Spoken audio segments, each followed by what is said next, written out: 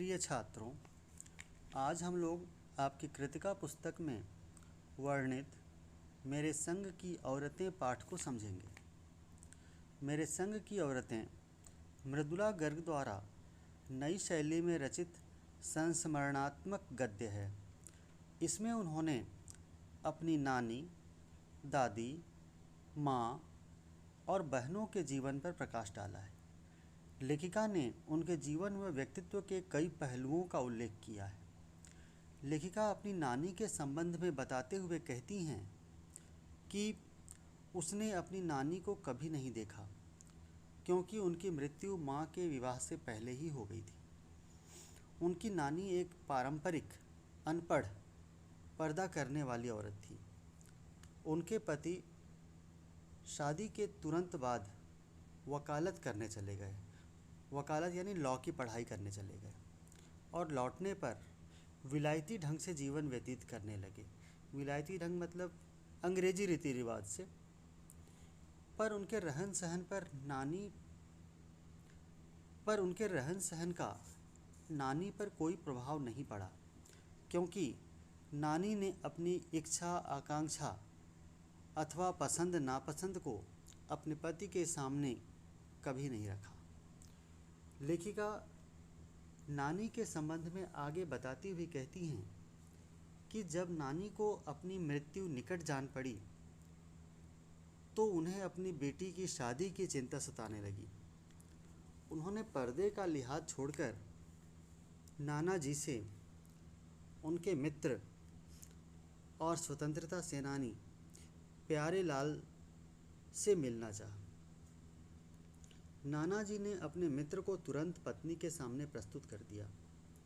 नानी जी ने उनसे वचन लिया कि उनकी बेटी का विवाह वे ही तय करेंगे और उसका विवाह आज़ादी के सिपाही के साथ करवा देंगे।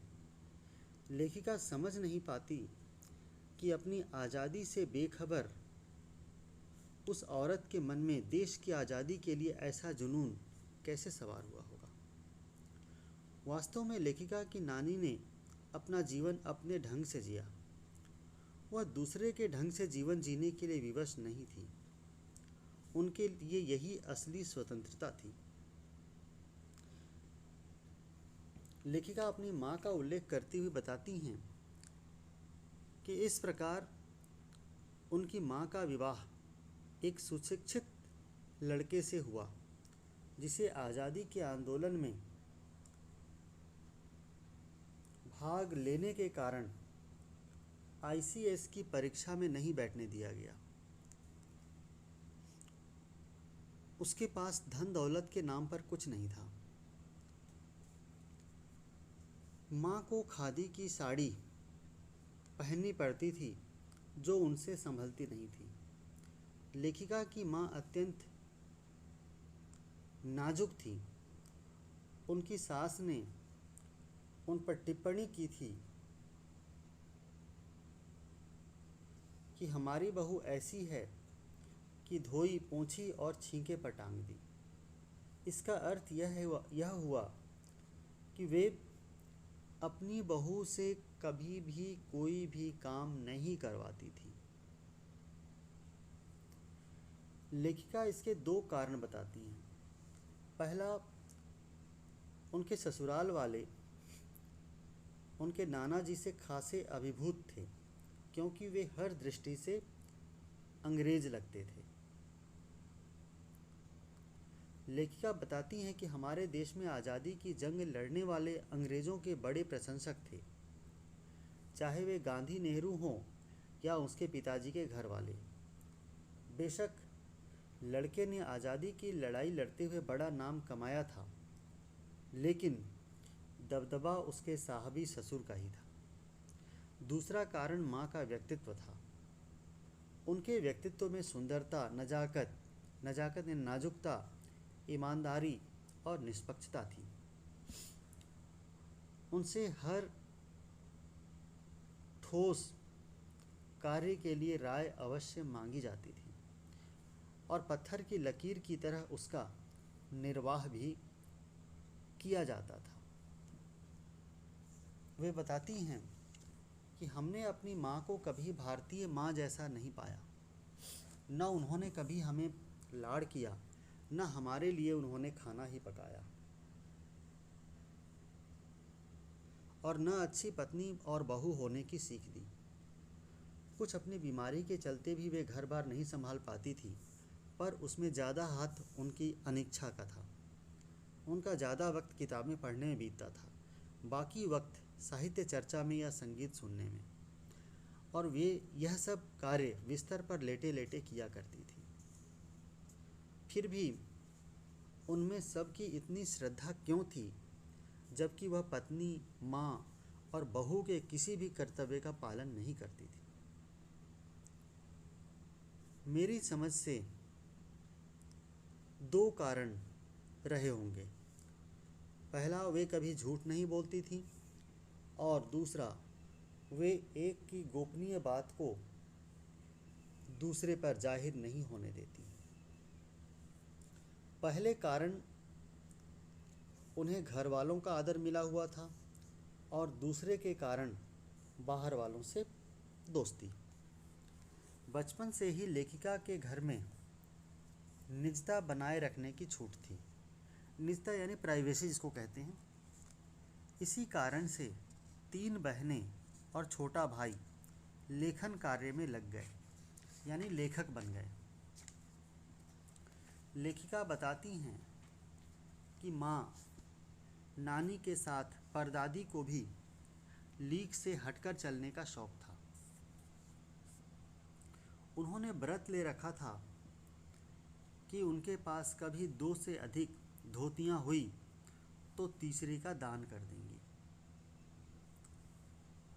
उन्होंने मंदिर में जाकर मन्नत मांगी कि उनकी पतोहू का बच्चा लड़की हो। उन्होंने इस मन्नत का सरेआम ऐलान भी कर दिया। बार बार मंदिर में जाकर वे अपनी मन्नत को दोहराती भी रहीं। उनकी मन्नत सुनकर भगवान भी ऐसी अफरा तफरी में आ गए कि एक के बाद एक 5 कन्याएं धरती पर उतार दी। भगवान ही क्या, नामी चोर भी अफरा तफरी में आ जाते थे। लेखिका बताती हैं कि होश संभालने के बाद उन्होंने माँ जी और नामी चोर का किस्सा सुना था। हुआ यूँ कि किसी के विवाह में सारे मर्द बारात में दूसरे गांव गए थे और औरतें रत जगा कर रही थीं। इतने में सेंध लगाकर कोई चोर हवेली में घुस गया। चोर जिस कमरे में घुसा, माँ जी भी उसी में सोई हुई थी। उनकी आंख दबे पाँवों की आहट से ही खुल गई। कौन? माँ जी ने पूछा। चोर ने उत्तर दिया, जी मैं। माँ जी ने कहा, पानी पिला। चोर झिझक कर बोला, जी मैं। माँ जी ने कहा, यह लोटा ले और कुएं से पानी भर ला, पर देख कपड़ा कसकर बांधे रखियो और तरीके से छानियो। यह सुनकर चोर घबरा गया कि अंधेरे में भी इन्हें कैसे पता चला कि उसके मुंह पर कपड़ा बंधा है और कमर में भांग बंधी है। चोर को माँ जी के भगवान से तार जुड़े होने की खबर थी। चोर ने सच कह दिया कि वह तो चोर है। माँ जी ने कहा, हुआ करे, पर प्यासे को पानी तो पिला। चोर बेचारा पूरे एहतियात से पानी भरकर लाया, मगर उसे पहरेदार ने पकड़ लिया। तब माँ जी ने आधा लोटा पानी खुद पिया और बाकी चोर को पिला दिया और कहा, एक लोटे से पानी पीकर हम माँ बेटे हुए। अब बेटा चाहे तू चोरी कर चाहे खेती। चोर चोरी का धंधा छोड़कर खेती करने लगा। 15 अगस्त 1947 को देश की आज़ादी के जश्न में लेखिका बीमार होने के कारण सम्मिलित नहीं हो सकी। डॉक्टर ने वहां जाने की इजाज़त नहीं दी। पिताजी ने उसे घर पर ही ब्रदर्स कारामजो नामक उपन्यास पढ़ने के लिए दिया। लेखिका ने वह उपन्यास पूरा पढ़ लिया और उसे उसका एक अध्याय, जो बच्चों पर होने वाले अनाचार, अत्याचार पर था पूरा याद हो गया। उसने लेखिका के लेखन को भी बहुत प्रभावित किया। जादू का कालीन, मेरा नाटक, 3 किलो की छोरी नामक कहानियाँ व कठगुलाब उपन्यास इससे प्रभावित थी। लेखिका और उसकी चारों बहनें भी लीक से हटकर चलीं। पहली लड़की मंजुल भगत थी, जिसके लिए मन्नतें मांगी गई थी। वह लेखिका की बड़ी बहन थी। वह मंजुल भगत के नाम से लेखन कार्य करती थी। दूसरे नंबर पर थी उमा, जिसने मृदुला गर्ग के नाम से लेखन किया। लेखिका से छोटी बहन का घर का नाम गौरी और बाहर का चित्रा था। वह नहीं लिखती थी क्योंकि उसका कहना था कि घर में कोई पढ़ने वाला भी होना चाहिए। उसके बाद चौथी और पांचवी बहनों का नाम क्रमशः रेणु और अचला था। एक भाई राजीव भी है। रेणु भी नहीं लिखती है। अचला और राजीव लिखते हैं। अचला अंग्रेजी में लिखती है और राजीव हिंदी में। चौथे नंबर की रेणु स्वभाव से सबसे अलग थी। वह गाड़ी में बैठने को राजशाही का प्रतीक मानती थी। इसलिए वह विद्यालय से लौटते वक्त कार में नहीं बैठती थी। एक चुनौती दिए जाने पर उसने जनरल थिमैया का चित्र पत्र लिखकर अपने घर मंगवा लिया था। उसे परीक्षा देने से भी परहेज था, पर पिताजी के आदेश से उसने बीए की परीक्षा दी। सच बोलने की उसकी आदत थी। चित्रा खुद पढ़ने की अपेक्षा दूसरों को पढ़ाने में दिलचस्पी रखती थी, इसलिए परीक्षा में उसके कम अंक आते थे। शादी के समय उसने एक नज़र में ही लड़का पसंद कर उससे शादी करने का ऐलान कर दिया। स्वयं लड़का भी उसके निर्णय को नहीं जानता था। खैर, उनका विवाह उसी लड़के से हुआ। अचला ने पिता का कहना मानकर अर्थशास्त्र में एमए किया, फिर पत्रकारिता की। शादी की और घर-बार में मन नहीं लगने के कारण लिखना शुरू कर दिया। लेखिका और उसकी बहनें बेशक घर-बार परंपरागत ढंग से नहीं चला पाई, लेकिन उसे तोड़ा भी नहीं, क्योंकि उनका विश्वास था कि मर्द बदलने से कोई प्रयोजन सिद्ध नहीं होता। घर के अंदर भी अपनी मर्जी से जी लो तो काफ़ी है। लेखिका शादी के बाद बिहार के छोटे से कस्बे डालमिया नगर में रहीं, जहां मर्द औरतें पति पत्नी होते हुए भी पिक्चर देखने जाते तो अलग अलग दड़बों में बैठते। लेखिका नौकरी छोड़कर गई थी और नाटकों में अभिनय करने की शौकीन थी। उन्होंने साल भर में ही शादीशुदा औरतों को दूसरे पुरुषों के साथ अभिनय करने के लिए तैयार कर लिया। फिर वहाँ से निकलकर वे कर्नाटक के एक छोटे कस्बे बागलकोट पहुँच गई। वहाँ बच्चों के लिए कोई अच्छा स्कूल नहीं था।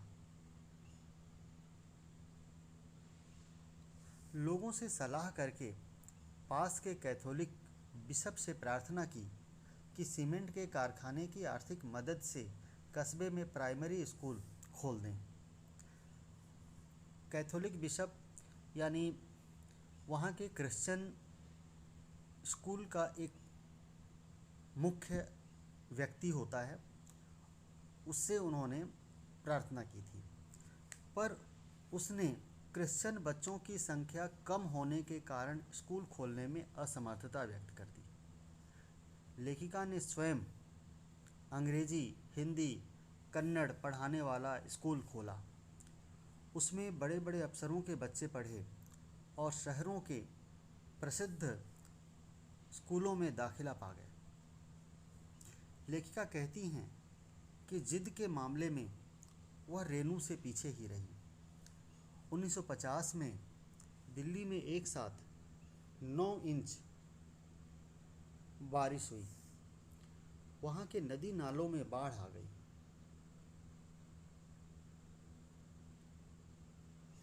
उस दिन सड़क पर कोई वाहन नहीं निकला। रेणु की स्कूल बस उसे लेने नहीं आई। उसने पैदल जाने का निश्चय किया। सबने समझाया कि स्कूल बंद होगा, फिर भी वह पैदल स्कूल चल दी। वह 2 मील चलकर स्कूल पहुंची। स्कूल बंद था, लेकिन उसे कोई पछतावा नहीं था। वह वापस घर पहुंच गई।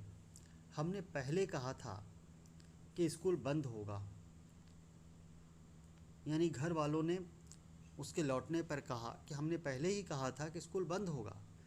तब उसने कहा कि स्कूल बंद था तो मैं वापस आ गई, इसमें आपका कहना कहाँ से आ गया। लेखिका कहती हैं कि वह सोचती हैं कि उसकी बहन को उस दिन कैसे रोमांच का अनुभव हुआ होगा। जगह जगह पानी से भरी सड़कें, सुनसान शहर में अकेले एक लड़की का अपनी धुन में मंजिल की तरफ चलते जाना। सच में अकेलेपन का मज़ा ही कुछ और है।